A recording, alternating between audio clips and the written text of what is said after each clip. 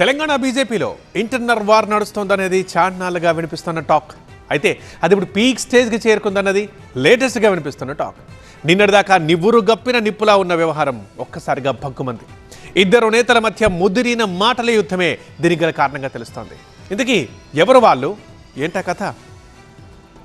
తెలంగాణలో జోరు మీద ఉన్నామని చెబుతున్న కమల దళంలో అనుకోని అలజడి తెరమీదకు వచ్చింది. కీలక నేతల మధ్య సమన్వయ లోపం స్పష్టంగా కనిపిస్తోంది. ప్రధానంగా నిజామాబాద్ ఎంపీ ధర్మపురి అరవింద్, రాజ్యసభ సభ్యుడు డాక్టర్ లక్ష్మణ్ మధ్య మొదలైన ఈమెయిల్ వార్ ఇప్పుడు పార్టీలో హాట్ టాపిక్ గా మారింది. మీడియాతో చిట్చాట్ నిర్వహించిన అరవింద్ తనపై లక్ష్మణ్ అధిష్టానానికి మెయిల్ ద్వారా ఫిర్యాదు చేశారంటూ సంచలన వ్యాఖ్యలు చేశారు. పార్టీ వ్యతిరేక కార్యకలాపాలకు పాల్పడుతున్నారంటూ తనపై లక్ష్మణ్ కంప్లైంట్ చేయడాన్ని అరవింద్ తప్పుబట్టారు. నిజామాబాద్ గడ్డపై పార్టీని నంబర్ 1 స్థానంలో నిలబెట్టిన తనపై ఇలాంటి ఆరోపణలు చేస్తారా అని మండిపడ్డారు. పార్టీని అమ్ముకోవడం అంటే తల్లిని అమ్ముకోవడమేనని గతంలోనే చెప్పిన తాను సొంత పక్షానికి వ్యతిరేకంగా ఎలా పనిచేస్తానంటూ ఘాటుగా స్పందించారు. తనపై వస్తున్న ఈ ఆరోపణలను ఎంపీ డాక్టర్ లక్ష్మణ్ ఖండించారు. అసలు బీజేపీలో లేఖల సంస్కృతే లేదని చెబుతున్నారు. అరవింద్ మాత్రం తన స్టైల్లో లక్ష్మణ్ ను ఉక్కిరిబిక్కిరి చేస్తున్నారు. గత కొన్నేళ్లుగా రాష్ట్రంలో నిరాశపరుస్తున్న అసెంబ్లీ ఎన్నికల ఫలితాలపై ఎందుకు లేఖలు రాయలేదని, ఆ సమయంలో స్టేషనరీ దండగా అని భావించారా అంటూ సెటైర్లు వేస్తున్నారు.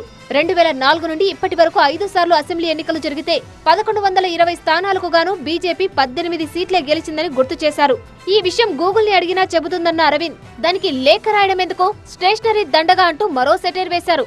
అంటే లక్ష్మణ్ రాష్ట్ర పార్టీ అధ్యక్షుడిగా గతంలో విఫలమయ్యారని పరోక్షంగా అరవింద్ విమర్శలు గుప్పిస్తున్నట్టు ఈ కామెంట్స్ తో స్పష్టమవుతోందని పార్టీ వర్గాలు చెప్పుకుంటున్నాయి.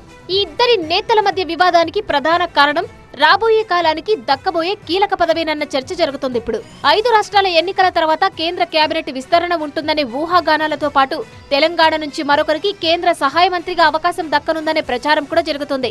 దీంతో ఆ పదవిపై ఆశలు పెట్టుకున్న ఇద్దరు నేతలు ఒకరికొకరు చెక్ పెట్టుకునేందుకు ప్రయత్నం చేస్తున్నట్టు పార్టీ వర్గాలు చర్చించుకుంటున్నాయి. ఫిర్యాదు చేశారని ఆయన అంటుంటే తాను అలాంటిదేమీ చేయలేదని ఈయనంటున్నారు. ఎవరి మాట నిజం, ఏది అబద్ధం అనేది పక్కన పెడితే రాష్ట్రంలో అధికారం దక్కించుకోవడంపై సీరియస్ గా దృష్టి పెట్టిన హైకమాండ్ ఈ కొత్త లొల్లికి ఎలా ఫుల్ స్టాప్ పెడుతుందన్నదే కమలం క్యాడర్లో చర్చనీయాంశంగా మారింది.